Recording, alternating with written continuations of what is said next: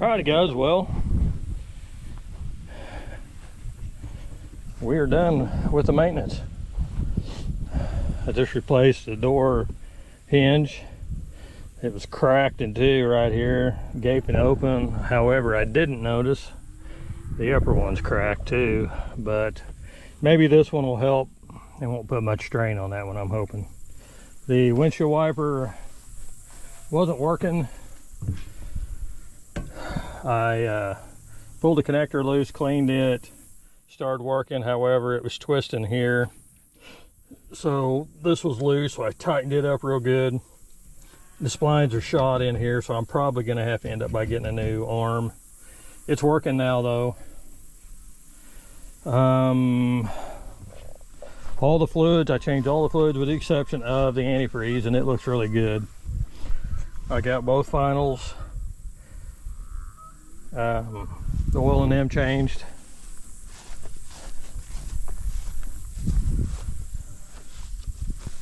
Plugs put back in. I'll have to keep an eye on them plugs. The book says to Loctite them when you put them back in, but I don't know that they were, but I'll have to keep an eye on them. I definitely don't want to drop final drive oil out. Other than that, she just needs a good bath. I didn't have time when I was spraying it out the other day to actually power wash it. It needs power washed. I'd really like to paint the undercarriage. It's probably been in a wet environment in the early days because you could just see some pitting where the dirt has sat here for a long time. People didn't clean their tracks off, so it kind of pitted that up. If I ever pull the tracks off of this, you know, I need to put a rear idler here. But if I ever pull the tracks off of it, more than likely what I'll do is take and power wash all that real good, and then I'm going to go to Bobcat, get the correct paint, and then I'm going to paint it and get everything looking good. Like I said, something's popped over and hit this, scraped it up, so there's some touch up I need to do. Need to pull the bucket off, power wash all that. I'm not gonna worry about that till those cylinders are repacked because they're leaking. So now I'll paint this. I'll probably take and sand this off here and repaint it, more than likely. But I mean, all in all, she ain't too bad shape, but it just needs some touch up. And just a good cleaning, because this here is just all grease and crap, is all this is. And that'll clean off there. Oh, excuse me. I'll probably go ahead and repaint this rear portion here. Oh, somebody's backed into something there. I'll probably take and go ahead and lightly sand that and paint it.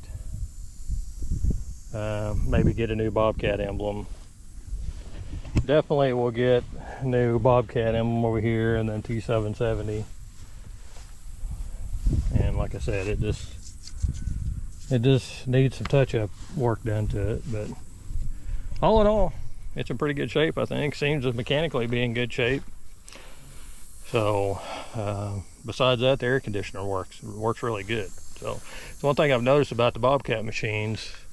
They've got air conditioner ports coming from the ceiling, blows down on you, which is pretty cool, because a lot of them that you see, they don't. You can see the air conditioner ports up there. Most of them you'll see will just be behind or up here in front of you.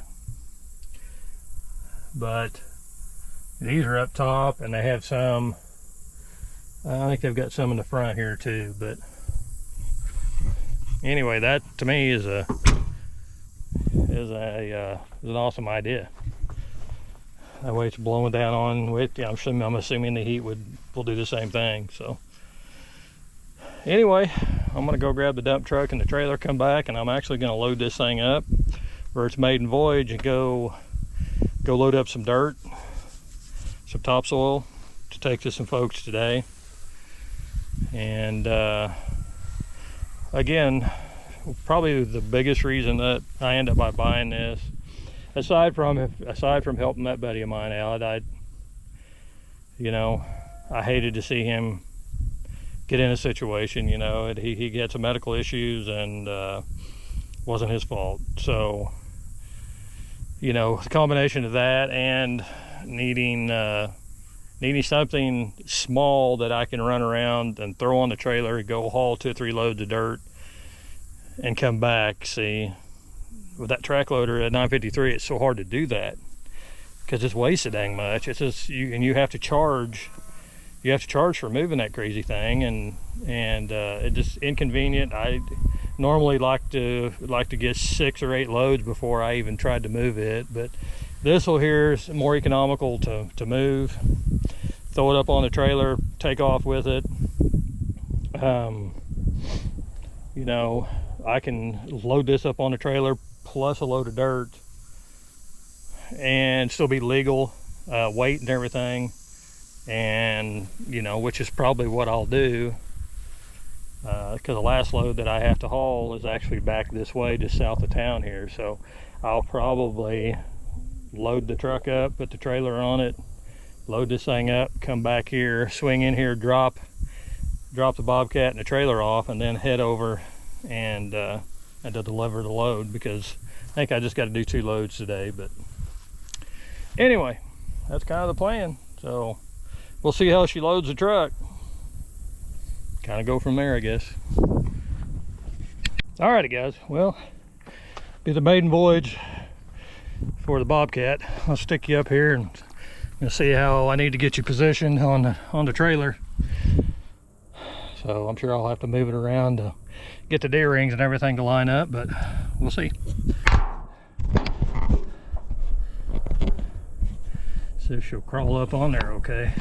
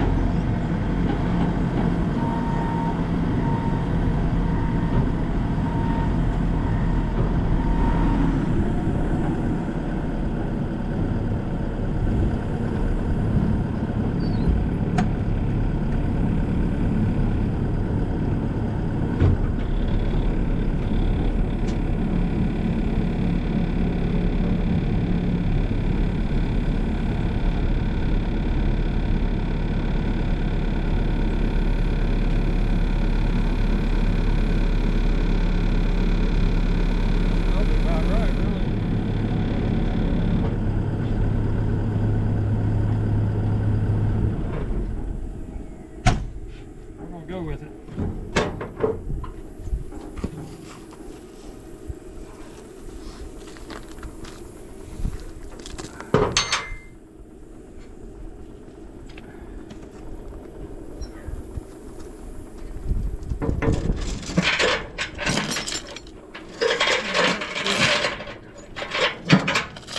Train set up for this again.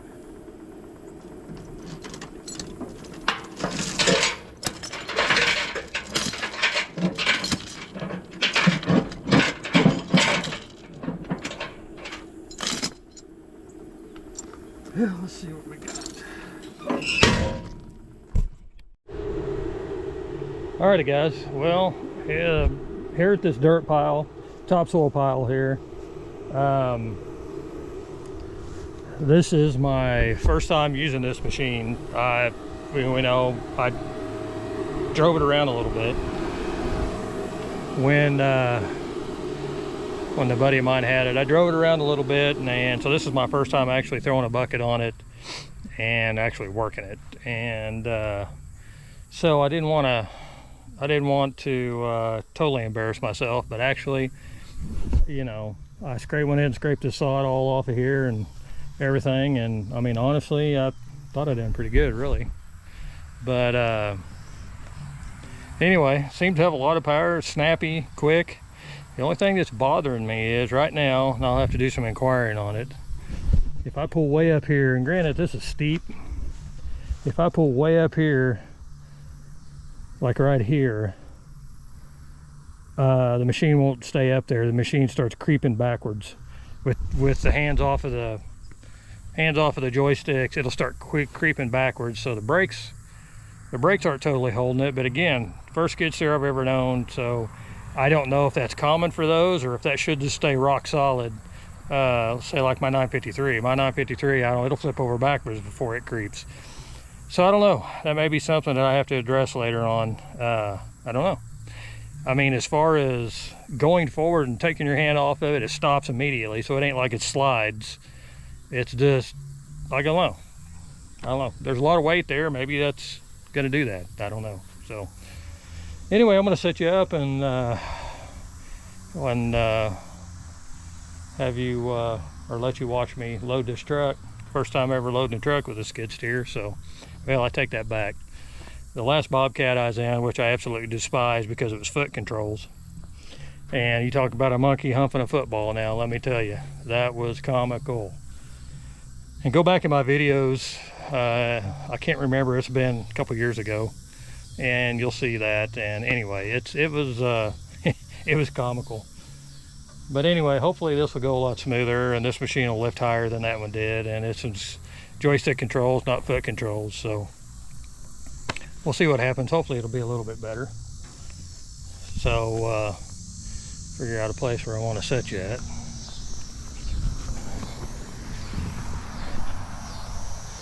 Anyway, I'll set you up here.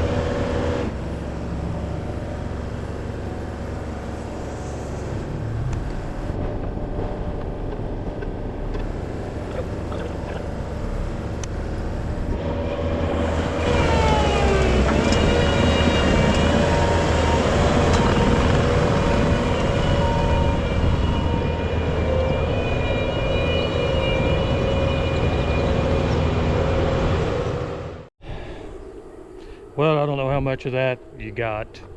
This stupid GoPro got hot again. It's not even overly hot out here. What a piece. Anyway, pretty good load. It's just a little bit more on this side than it is on the other, but all in all, not too bad a load, really. Not too bad at all. But Lord, Bobcat seems to have quite a bit of power. The it not holding on the slope concerns me a little bit, and then the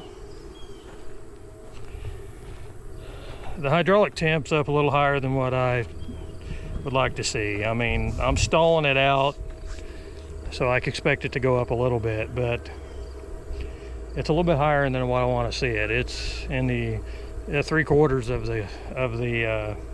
of the temp gauge. I mean, it's not in a red by any means, but it's in the 3/4 on the gauge. So I don't know. Have to see what's up with that. All the oil coolers and everything are clean. So I don't know. That may be normal for that machine. I don't know. Again, first day running it, and like I said, it seemed to have a lot of power, man. It pushed right through that stuff, and the stuff's hard and compacted, and you know, it got right in there. So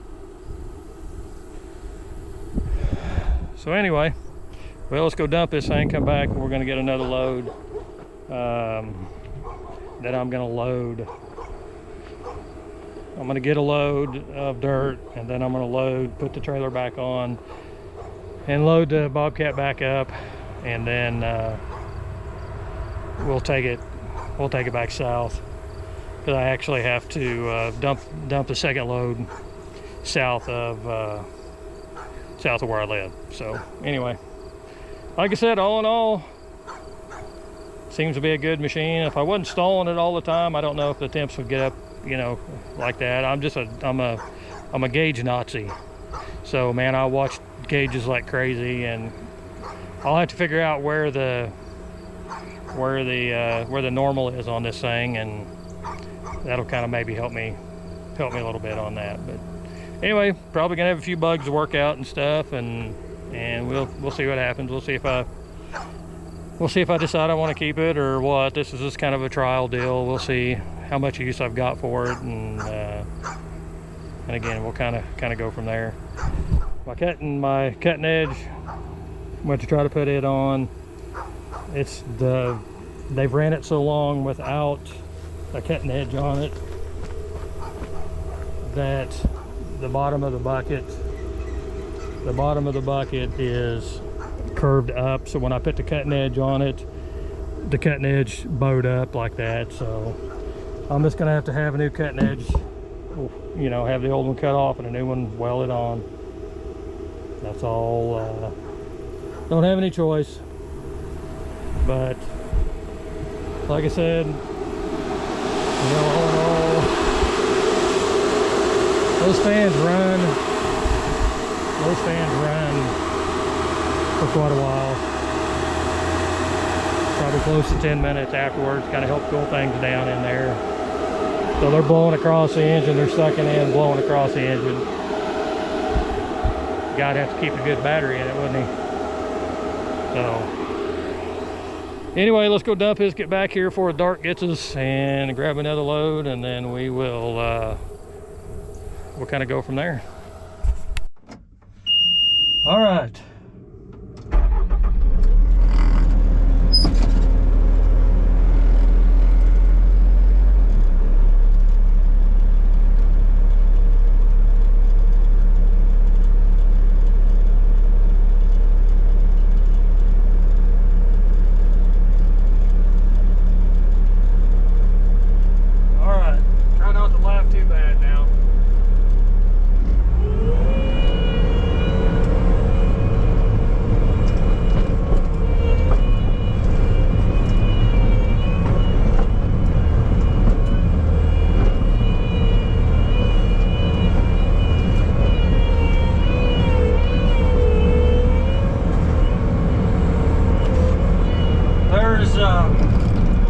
think there's sensitivity adjustments in here, and that's something I'm gonna have to look at, because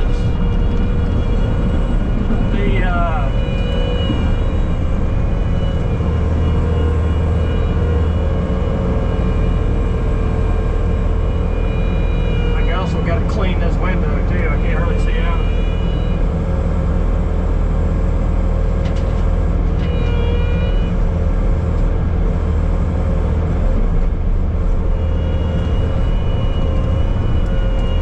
So like I said, I'm gonna look at those sensitivity adjustments. I think there's sensitivity adjustments on it.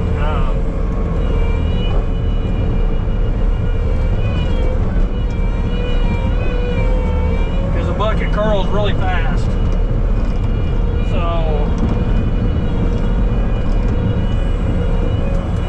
that first bucket I dumped in here, I'm so used to when you raise it, the bucket moving, you know, with it. So when you raise, I'm so used to the bucket flattening out as you go up. This one didn't, and so that's why I had that's why it came back on me.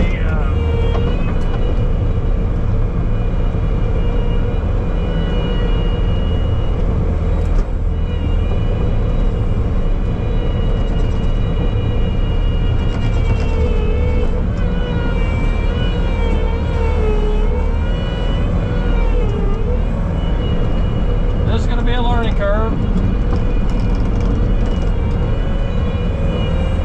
I'll get used to it.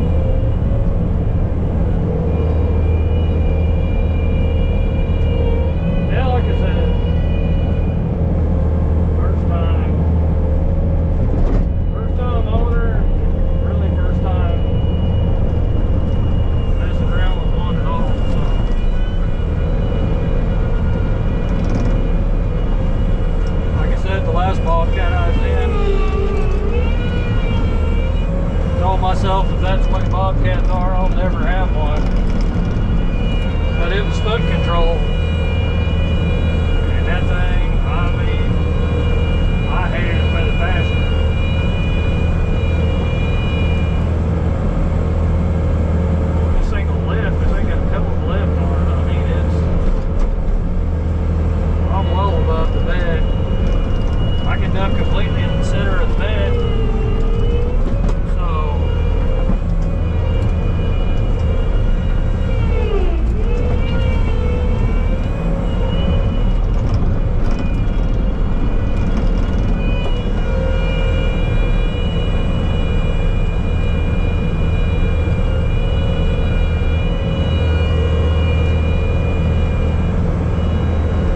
There's a bunch of settings in there that I need to